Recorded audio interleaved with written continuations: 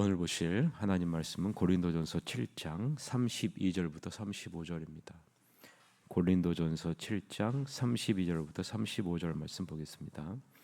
너희가 염려 없기를 원하노라. 장가가지 않은 자는 주의 일을 염려하여 어찌하여 주를 기쁘시게 할까 하되 장가간 자는 세상 일을 염려하여 어찌하여 아내를 기쁘게 할까 하여 마음이 갈라지며 시집가지 않은 자와 저와 처녀는 주의 일을 염려하여 몸과 영을 다 거룩하게 하려 하되 시집간 자는 세상 일을 염려하여 어찌하여야 남편을 기쁘게 할까 하느니라.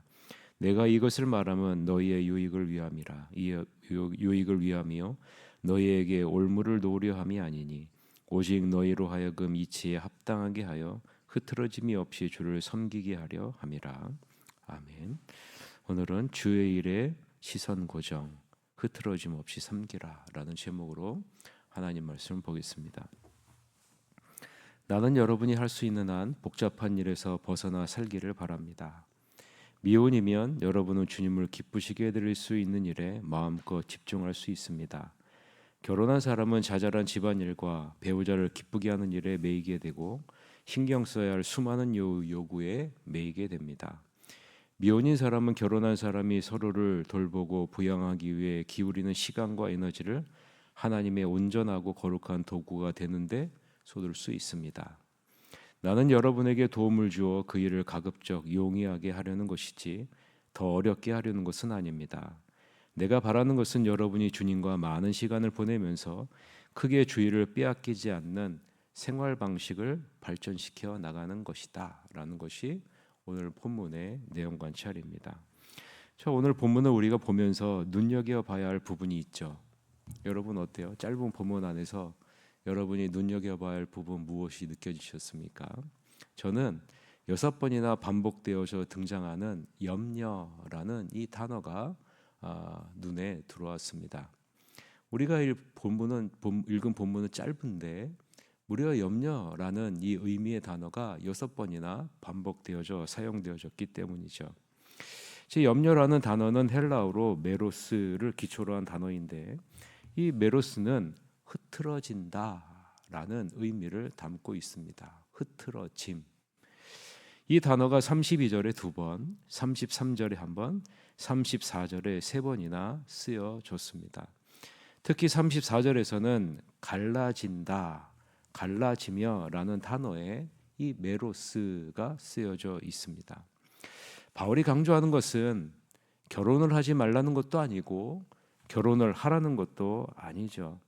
바울이 강조하는 것은 마음이 나뉘지 말고 온전히 주님께 시선을 두고 주님을 섬기는 것에 힘써라 라는 것을 지금 강조하고 있다는 겁니다. 그래서 오늘 본문을 보면 결혼한 사람보다는 결혼하지 않은 사람이 상대적으로 마음이 갈라지지 않을 확률이 더 높다라는 측면에서 이야기하는 것이지 결혼 유무의 유무를 강조하는 것은 아니다라는 거죠. 그래서 바울은 35절에 오직 너희로 하여금 이치에 합당하게 하여 흐트러짐 없이 주를 섬기게 하려 함이라라고 분명하게 말하고 있죠. 조용한 균형과 주님에 대한 흐트러지지 않는 헌신의 삶을 우리가 살아야 된다라는 것을 강조해주고 있는 겁니다. 여러분, 바울이 말하고 있는 것처럼 결혼을 하게 되면 어떻습니까? 우리의 관심사가 나뉘게 되죠. 남편과 아내는 모두 세상 일에 관심을 두게 되죠. 자연스럽게 서로의 세상적인 필요에 관심을 두게 되고 남편은 어찌하여야 아내를 기쁘게 할까 하고 염려하게 되고 아내는 어찌하여 남편을 기쁘게 할까 염려하게 되면서 마음이 갈라지게 되는 겁니다. 결혼한 가정은 저절로 돌아가는 것이 아님을 우리는 다 알고 있지 않습니까? 결혼 생활에는 많은 노동과 희생이 요구되죠. 여러 부분에 서로 다른 성격을 하나로 조화시키는 일, 여러분 얼마나 힘든 것인지 여러분이 결혼 생활을 통해서 깨닫지 않습니까? 게다가 자녀를 양육하는 것은 어떻습니까? 여러분, 우리에게 자녀를 하나님 맡겨주셨을 때는 어때요? 하나님을 바로 알고 하나님을 사랑하는 여호와를 경외하는 자녀를 우리가 양육해야 될 그런 책임과 의무까지 우리가 가지고 있지 않습니까? 따라서 결혼한 부부에게는 많은 염려와 걱정이 뒤따르기에 마련이죠. 우리도 마찬가지죠. 배우자와 자녀들의 평안한 삶을 위해 걱정하다 보니 우리의 관심이 나뉘어지게 될 수밖에 없는 것이 우리가 살아가고 있는 현실이라는 거죠. 바울이 강조하는 것은 미혼자들이 이러한 사실을 알고 있어야 된다라는 거예요. 결혼을 할 때 이러한 것을 알고 미리 염두에 두면서 무엇에 힘써야 되는지 그것을 알고 결혼을 해야 된다라는 거죠. 결혼 생활에는 배우자와 가족을 돌아봐야 하는 책임과 의무가 추가된다는 것을 충분히 고려해 결혼을 해야 된다는 것이죠. 결혼을 하게 되면 주님의 일과 가정의 일에 관심이 나뉠 수밖에 없기 때문입니다. 반면에 결혼을 하지 않는 미혼자에게는 가족과 관련된 요구와 의무가 더 비교적 적기 때문에 주님의 일에 더 헌신할 수 있다, 마음이 덜 갈라질 수 있다라고 바울이 말하고 있는 겁니다.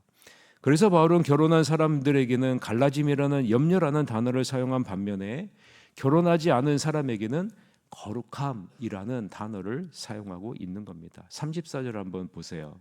34절에 보면 같이 한번 읽읍시다. 마음이 갈라지며 시집가지 않은 자와 처녀는 주의 일을 염려하여 몸과 영을 다 거룩하게 하려 하되 간식한 자는 세상 일을 염려하여 어찌하여 남편을 기쁘게 할까 하느니라 라고 얘기하죠.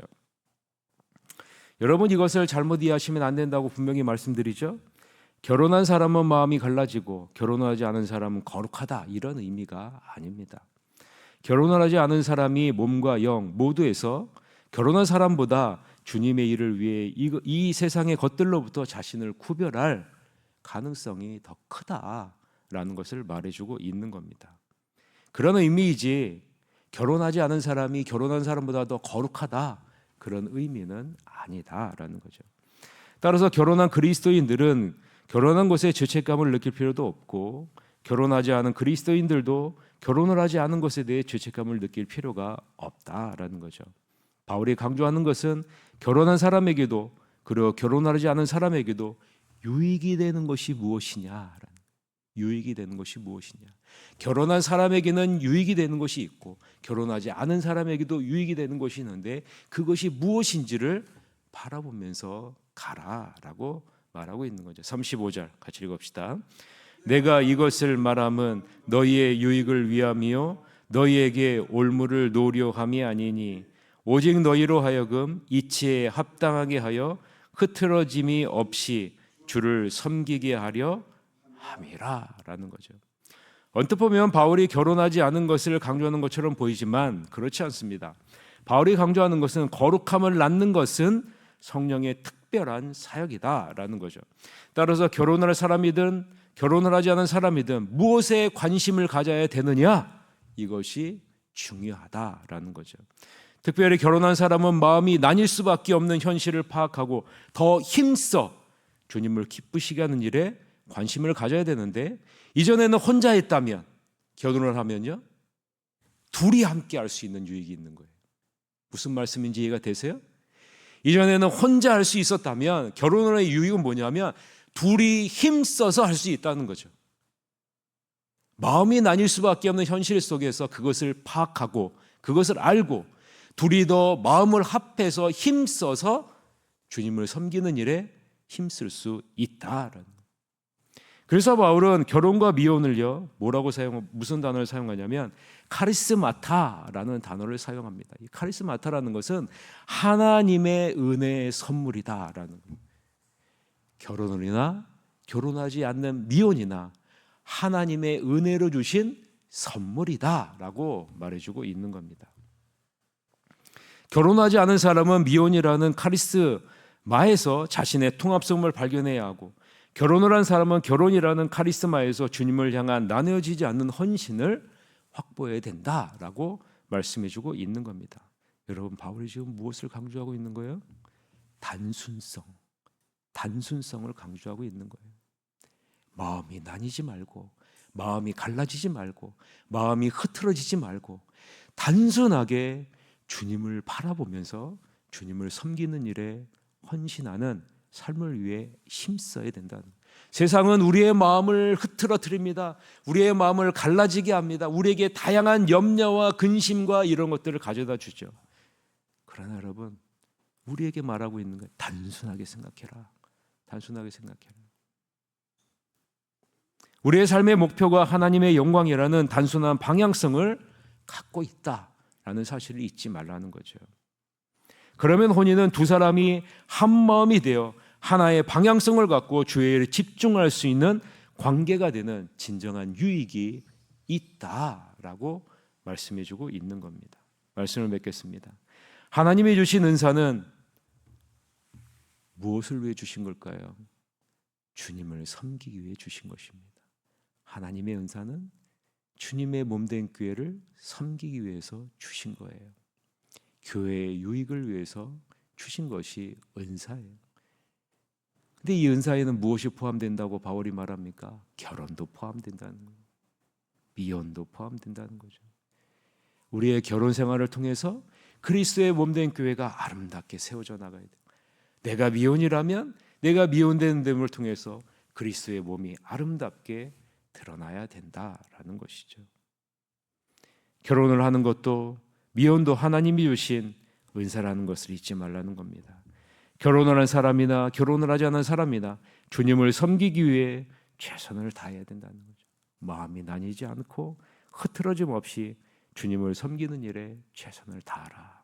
그래서 바울은 섬김이라는 단어를요, 주님의 곁에서 시중을 든다라는 단어를 사용했어요. 주님의 곁에서 시중을 든다. 주님을 섬기는 일에 온전히 집중하지 못하게 하는 것은 무엇일까? 오늘 여러분의 자신의 모습을 뒤돌아보시기를 바랍니다. 돌아보시고 주님을 섬기는 일에 온전히 집중하기 위해 노력해야 될 부분은 무엇일까?